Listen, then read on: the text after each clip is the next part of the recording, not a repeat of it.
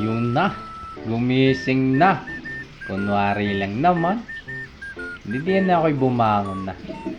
At ako'y nag-iinat-inat ng pakaunti-kaunti. Sabay flex. Okay naman flex. Dini nga, inumpisahan ko ng ligpitin ang aking pinaghigaan. Kasi medyo tinanghali ako ng bangon. Di pa kasi ako nakakatulog.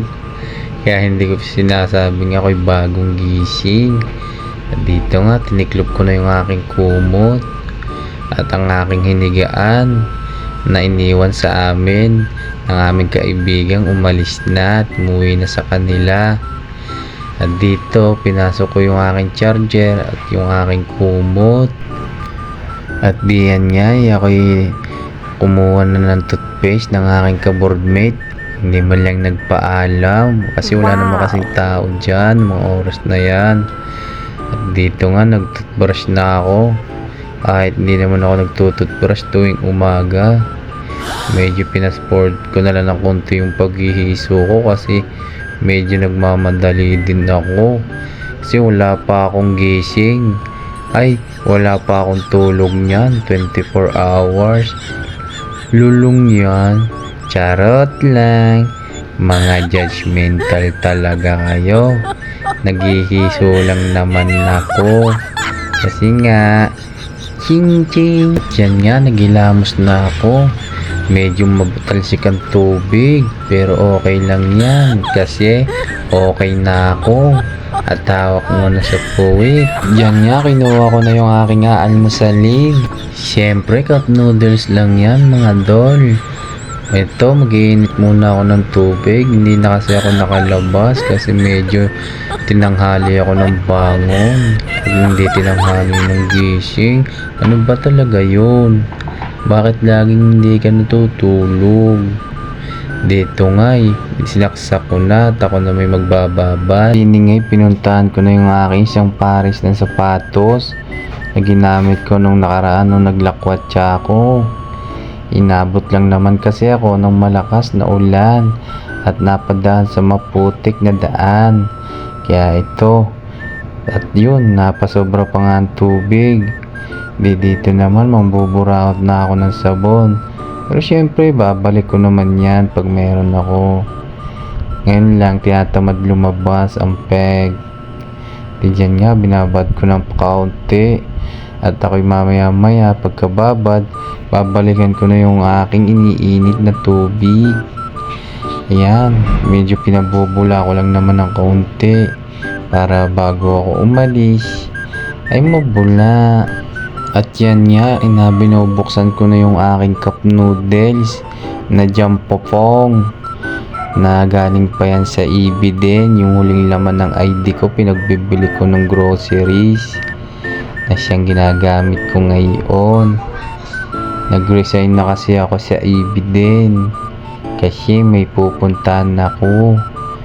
At yan nga, nasira ko pa yata yung pantaklob ko. Diyan nga, nilagyan ko na ng mainit na tubig na galing sa criminal waters. Yun nausok-usok.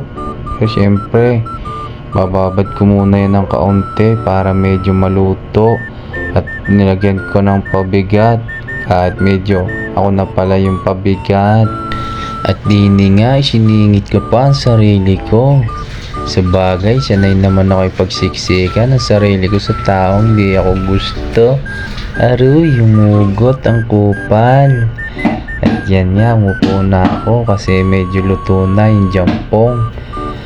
Dito, nahihiya pa nga ako ipakita yung pagsubo ko. Pero syempre, dapat ipakita natin na confident tayo. Jampong lang yan, hindi pa yan mukbang. Ayan, sinubo ko na sinubo. Kasi medyo gutom na ako. Kain kayo. Nagalok pa ang loko. Ayan nga, kain lang. Hanggang maubos ang pasensya. At dyan nga, medyo paubos na yan. Kasi sabaw na lang yan. Sinaside ko na. Nahihiya pa rin ako kunwarian dyan. Pero syempre, proud lang. Ng mga time na yan, meron akong naririnig sa lababa. Kaya medyo ako napapatingin. Pero tuloy pa rin ang aking mukbang sa aking Jojongkong. At medyo yun nga, muntika na akong maano dyan. Tapos titingin na ako yan sa baba kasi may parang tumatawag. Yun, pero wala naman. Tamang duda ka, Koys. Yan. At dyan na ako muntika na akong pero ayos lang yun. Yan Diyan naman medyo babanasin ako. Pero pineflex ko lang yung hindi ko patapos na tato. Iyon na. Flex lang yan yung bagong tato. Tapos yung isa hindi pa tapos. Hindi kasi kayanin. Medyo masakit na. Yay dini nga ako'y bumalik na. Nagkakamot pa ang luko. Ay di dini aking nilaban na uli ang aking sapatos na pangdiinan. Pang Japorms ba. Di habang ako di naglalaba ay naantay ko lang mag-start yung aming online orientation para sa aking mga bossising. E di nung time naman na yan, habang ko naglalaba parang nag-open na sila ng kanilang mga video. Ay napakinggan ko lang ang sinasabi ng ma'am ko kasi mag-online meeting daw ng mga bossik. At di ayan nga habang ako'y naglalaba, habang kinabrush-brush ko ang aking sapatos na yan, ay di ako ay at yan nga mga classmate ko, medyo hindi ko na hinabaan ng pagkuha sa kanila kasi hindi pa ako nakakapagpaalam. Tingnan mo naman ako dyan akala mo seryoso nakikinig pero hindi naman talaga kasi patay naman yung iniimik nila. Tinitignan ko lang mga itsura nila kasi hindi pa sila yung makakasama ko pero iba-iba palang bansa ang pupuntahan nila. Kawawa naman ako. Diyan nga medyo patapos na. Inabot kami dyan ng alas 4. Dito nga paspas na ako sa pagligo. Masayang masaya kasi tapos na. Kasi may pupuntahan pa nga ako. Papatapos ko na yung kabilang chest ko. Naantay na kasi. At yun na nga.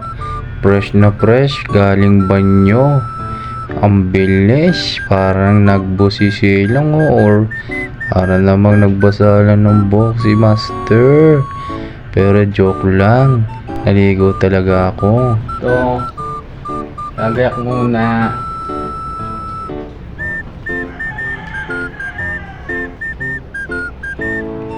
Maulan-ulan, bagyo. Yan, sa part naman yan, medyo guys na ako, nagsuot na ako ng damit. Ginamit ko na nga yung uniform kong nung napasok pa ako. Kasi wala na akong masuot, puro mga tubal na. Hindi pa kasi ako nakakapaglaba. Kaya yan muna sinuot ko. Kahit nakakaya masuotin kasi hindi na ako napasok. Ayos lang yun kasi pumasok naman ako talaga noon. At yan nga, nagpabango na ako. Dinouble check ko lahat. Baka kasi may mga maiwang nakasaksak. Syempre walang tao dyan. At yan nga, okay na. Hinahanap ko lang yung aking bag.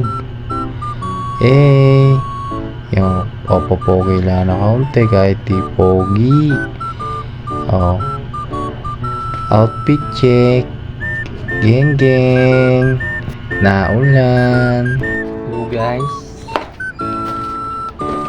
papatapos ko na yung aking dot sa aking katawan.